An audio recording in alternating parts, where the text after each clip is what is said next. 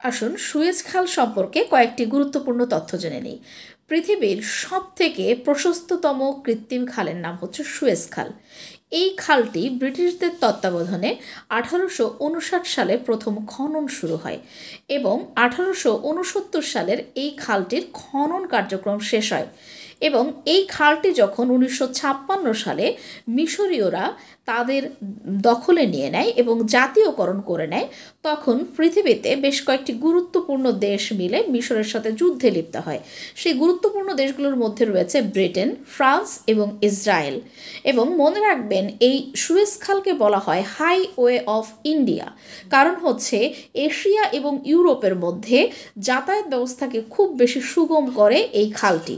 এবং মনে রাখবেন যে পৃথিবীতে যতগুলো গুরুত্বপূর্ণ নৌ রুট রয়েছে তার মধ্যে একটি অন্যতম রুট হচ্ছে এই সুয়েজ খাল।